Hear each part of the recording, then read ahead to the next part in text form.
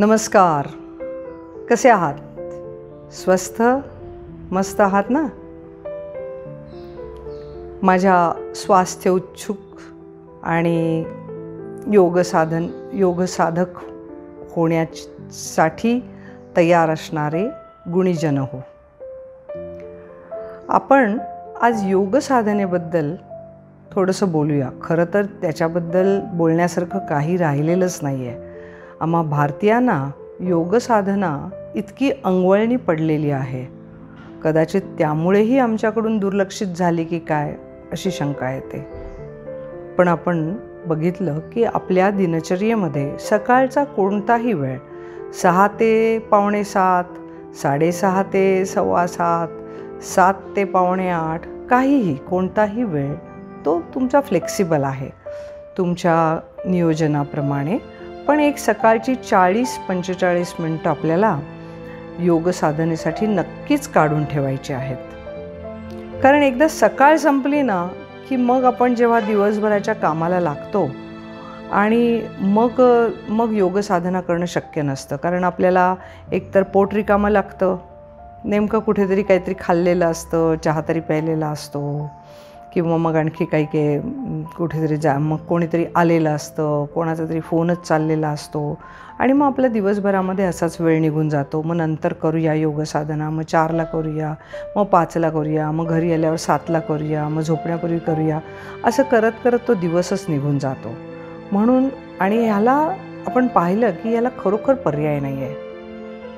मित्रांनो, गेली 25 वर्ष मी पाहते आहे डायबिटीज, ब्लड प्रेशरसारखे जे आजार न बरे होणारे क्रॉनिक डिसीजेस आहेत आणि असे अनेक पार्किन्सन्सपासून कोणतेही पहा तुम्ही, असे सगळे आजार केवळ योगाने बरे होऊ शकतात.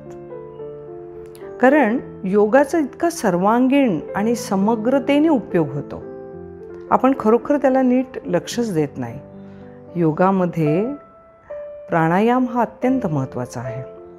आता योगा म्हणजे आपले बरेचसे गैरसमज पण खूप आहेत आणि आपल्याला काही वेळेला खूप समजतही नाही त्याबद्दल, असा पण विषय आहे.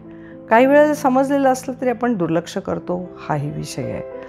आता योग साधनेमध्ये खूप लोक म्हणतात की आम्ही नेहमी योगा करतो पण मग आम्हाला बीपीची गोळी घ्यायचीच आहे. आम्ही नेहमी योगा करतो पण आम्हाला डायबिटीस आहे. आम्ही नेहमी योगा करतो पण आम्हाला संधिवाताचा त्रास होतो. आम्ही योगा करतो पण आम्हाला ओबेसिटीचा प्रॉब्लेम आहे. हे जे आहे, थोडी मी आता ना योगाबद्दल बोलताना, आणि आता आपलं छान मैत्री झाली आहे त्यामुळे मला तुम्ही थोडंसं स्वातंत्र्य द्याल की मी थोडंसं तिखट आणि झणझणीत बोलीन तर मला क्षमा करा. पण मी थोडंसं झणझणीत बोलीन कारण लोकांच्याकडून मला खूप गेले अनेक वर्ष मी ऐकते की मॅडम आम्ही योगा करतो, मॅडम आम्हाला माहिती आहे, आम्ही रामदेव बाबांचं केलं आहे, आम्ही यांचं केलं आहे, आम्ही त्यांचं केलं आहे सगळं. पण मग तरी देखील तुमचे प्रॉब्लेम कसे राहतात?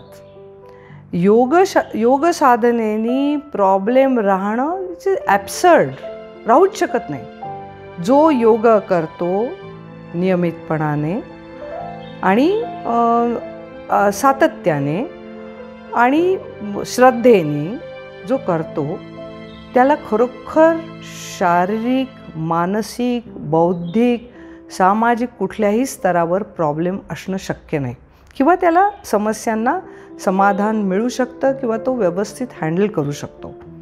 असं योगाची खूप मोठा फायदा आहे.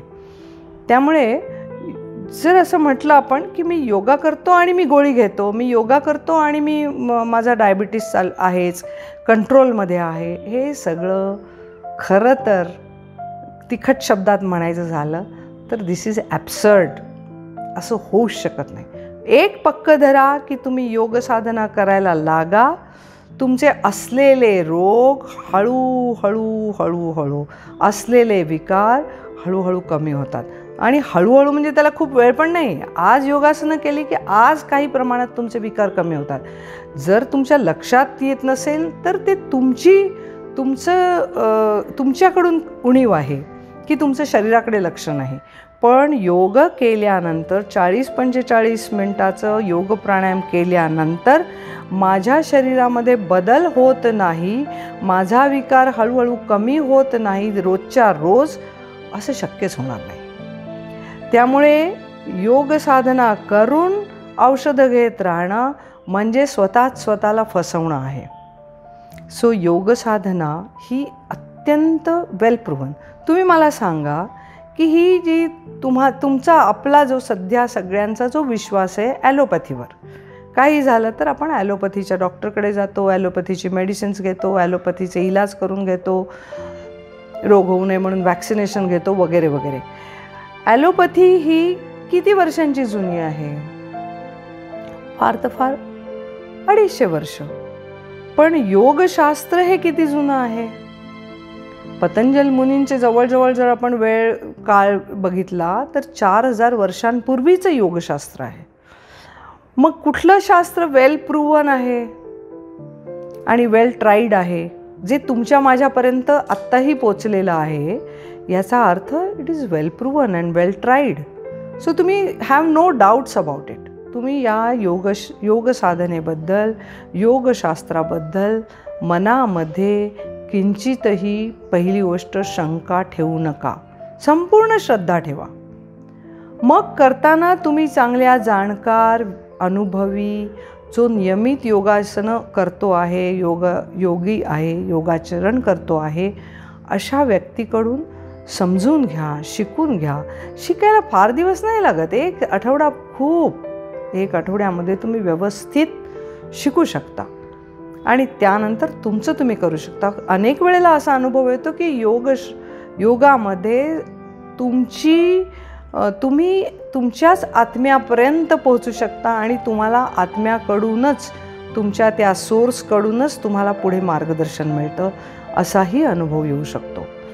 त्यामुळे योगशास्त्र पूर्ण श्रद्धा ठेवून आणि सातत्याने करण्याचं शास्त्र आहे. योगशास्त्रामध्ये थोडंसं जर आणखी थोडं डिटेल जायचं झालं, थोडं डिटेल गेलो तर आपला विश्वास अधिक बसतो आणि आपल्याला अधिक लक्षात येतं. तर याच्यामध्ये 8 अंग आहेत. नुसतंच मी आपला योगवर्ग केला म्हणजे माझी तब्येत चांगली राहील असं नाही कोणी गॅरंटी देऊ शकत. योग खूप समग्र आहे, योग व्यापक आहे. योग आपल्या दैनंदिन आणि आपल्या संपूर्ण जीवनाला व्यापून राहणारं शास्त्र आहे. तर या शास्त्रामध्ये आपल्याला पतंजल मुनींनी अष्टांग योग सांगितला आहे. अष्टांग योगामध्ये या ज्या पायऱ्या आहेत त्या आपल्याला घेतल्याच पाहिजेत. एकदम मी ध्यान करायला गेले, एकदम समाधीची अपेक्षा केली, एकदम धारणा करायला गेले, नाही जमणार आहेत. योगशास्त्र हे पायऱ्यांनीच वर गेलं पाहिजे आणि त्याचा उपयोग नुसतं हे शरीर स्वास्थ्य हे योगासाठी तर जस्ट साईड इफेक्ट आहे, त्याचं बाय प्रॉडक्ट आहे की योगा करता करता तुमचं शरीर स्वास्थ्य आपोआपच चांगलं राहणार आहे, तुमचा स्टॅमिना भरपूर वाढणार आहे, तुम्हाला भरपूर ऊर्जा मिळणार आहे, तुमची बौद्धिक क्षमता वाढणार आहे, तुमची मानसिक शांती वाढणार आहे, टिकणार आहे, तुमचं स्थैर्य राहणार आहे, तुमचा विवेक जागृत होणार आहे, कितीतरी गोष्टी साधणार आहेत. तर हे समग्रतेचं शास्त्र आहे. त्यामुळे योगशास्त्र हे पायरीने गेलं पाहिजे. मी नुसती योगासनं केली, स्पर्धेमध्ये खूप मी आसनं चांगली केली म्हणजे माझं आयुष्य बदलेल असं नाही सांगता येणार. हे पायरीने जाण्याचं यामध्ये अष्टांग योग सांगितला आहे. आज आपण अष्टांग योगाबद्दल थोडीशी माहिती घेऊया. कारण नुसतं योग आणि प्राणायाम ही त्याच्या 2 पायऱ्या आहेत आणि त्या खूप वरच्या आहेत. अष्टांग योगामध्ये यम, नियम, आसन, प्राणायाम, प्रत्याहार, धारणा, ध्यान, समाधी अशी 8 अंग आहेत. सांगा बघूया तुम्ही. आपण थोडी आपल्या मेंदूची परीक्षा घेऊया. पटकन 8 अंग ही सांगता येत आहेत का आपल्याला? यम, नियम, आसन, प्राणायाम, प्रत्याहार, धारणा, ध्यान आणि समाधी असं अष्टांग योग आहे. याच्यामध्ये फक्त पाहिलं तुम्ही तर आसन, प्राणायाम ह्या पुढच्या पायऱ्या आहेत. त्याच्या अगोदर जी पहिली पायरी आहे ती यम. नियम. यम आणि नियम पाळल्याशिवाय आम्हाला पुढच्या पायरींवर यम नियम आसनं आणि मग आसनं. आसनं अशीच जमणार नाहीत. लोक जातात, योगवर्ग पण खूप चालतात. जसे ते पावसाळ्यामध्ये कावळ्याच्या छत्र्या उगवतात ना, तसे असे योगाचं पेव खूप फुटलेलं आहे. मग आम्ही ऑनलाईन योगा शिकतो, मग आम्ही टी व्हीमधून योगा शिकतो, मग आम्ही पुस्तक वाचून योगा शिकतो, असं नाही. त्याच्यासाठी जर योगाचा आपल्याला संपूर्ण फायदा हवा असेल तर योगशास्त्र खूपच गहन आणि खूपच व्यापक आणि खूपच समग्र आहे आणि खूपच प्रभावी आहे. याच्यात काही वादच नाही. याच्यासाठी तुम्ही कित्येक योग्यांचं चरित्रसुद्धा वाचू शकता, बघू शकता. सर्वात आदिदेव योगी तर महेश योगी आपले शिवशंकर आहेत, आदिनाथ आहेत आणि त्यांच्यापासून ही परंपरा आहे. त्यामुळे यमामध्ये सुद्धा पहिली पायरी आहे ती यम. आम्ही पहिली पायरी न घेता जर प्राणायाम आणि आसनं करायला लागलो तर त्याच्यामध्ये आपलं सातत्य टिकत नाही आणि त्याचे फायदे जसे व्हायला पाहिजे तसे होत नाहीत. आता यमामध्ये काय आहेत? यम म्हणजे काय आणि नियम म्हणजे काय? सो यम म्हणजे मी समाजामध्ये कसं वागायचं ते आहेत यम. मी जर समाजामध्ये चांगला वागलो, चांगला राहिलो तर एकमेकांशी संबंध चांगले राहतील, समाज चांगला राहील आणि समाज चांगला असेल तर मी पण चांगल्या तऱ्हेने जगू शकतो. पहा, योगामध्ये मी मगाशी म्हटलं तसं खूप व्यापक विचार केला आहे की समाज जर स्वस्थ असेल तर मी स्वस्थ राहू शकतो. आत्ताच आपण बघितलं की कोरोनामध्ये जर जसा कोरोना पसरला तसा प्रत्येकजण अफेक्ट होण्याची भीती होती. समाज जर स्वस्थ असेल तर मी पण स्वस्थ राहू शकतो. त्यामुळे सामाजिक स्वास्थ्य चांगलं ठेवणं हे सुद्धा योगानेच साध्य होतं. तर प्रत्येक व्यक्तीने योगाची ही पहिली पायरी तर घ्यायलाच हवी आणि आत्ताच्या काळामध्ये तर योगाची पहिली पायरी फार महत्त्वाची आहे. यम. मी समाजामध्ये कसं वागायचं हे साधे नियम सांगितले त्यांनी. कसे वागायचे तर यम 5 सांगितलेत. यमामध्ये आहे अहिंसा, सत्य, अस्तेय, ब्रह्मचर्य आणि अपरिग्रह. पहा किती सुंदर नियम सांगितलेत. अहिंसा. जर आपण अहिंसाचं तत्व पाळलं तर समाज शांत नाही का राहणार? समाजामध्ये हिंसक वृत्ती कमी नाही का होणार? समाजामधली हिंसा नाहीशी नाही का होणार? सो मी अहिंसा व्रत पाळीन. अहिंसा पण खूप सूक्ष्मतेने विचार केला आहे. अहिंसा आहे शारीरिक, मानसिक आणि वाचिक. शरीराने तर आपण सर्वसाधारण माणसं आपण शरीराने कोणालाही मारत झोडत नाहीच नाही. मानसिकरित्या पण कोणाच्याही बद्दल कुविचार, दुष्ट विचार असे मनामध्ये यायला नको. आलेच मी का असा विचार करते असं आपल्याला विचारता आलं पाहिजे आपल्याच मनाला. मी यांच्यासाठी असा का विचार करते? त्यांचं माझं पटत नाही पण होऊ दे ना त्यांचं चांगलं. परमेश्वर त्यांना सद्बुद्धी देव एवढं म्हणून आपल्याला सोडता येईल. आणि मानसिक आणि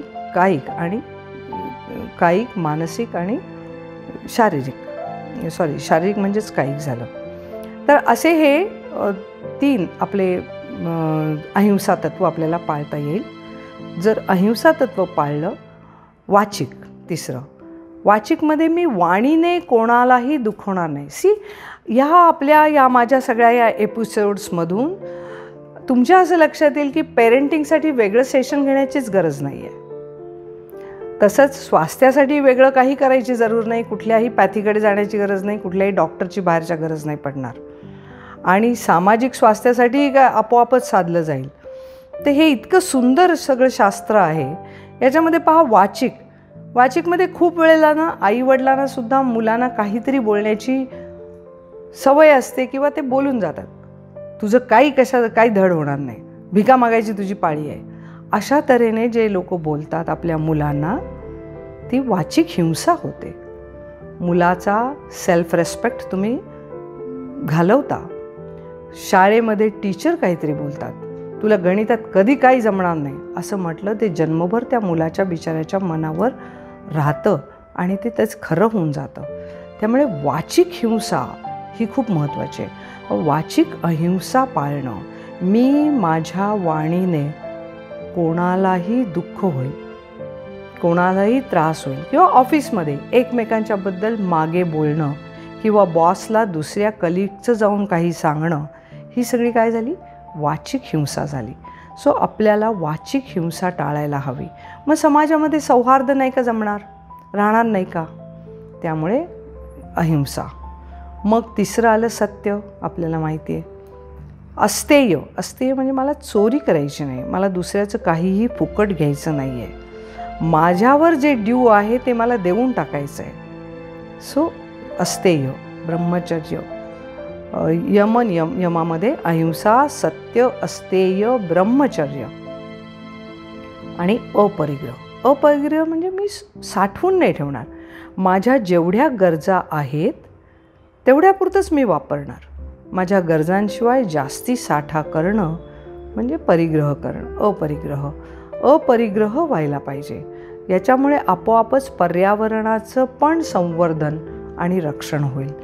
आपले हे जे सगळे एपिसोड्स आहेत ना, हे कंप्लीट आहेत, हे समग्र आहेत. याच्यामधून तुमचं शारीरिक स्वास्थ्य चांगलं राहीलच, मानसिक स्वास्थ्यही राहील, सामाजिक स्वास्थ्य राहील, पर्यावरणाचं रक्षण होईल, आपलं पेरेंटिंग उत्तम होईल, आपली क्लॅरिटी येईल, आपली बौद्धिक क्षमता वाढेल. अशा तऱ्हेने आपण या एक एपिसोडमधून अधिकाधिक छान छान विचारांचा प्रसार आणि त्याचं आचरण करण्याचा प्रयत्न करूया. तोपर्यंत स्वस्थ राहा, मस्त राहा.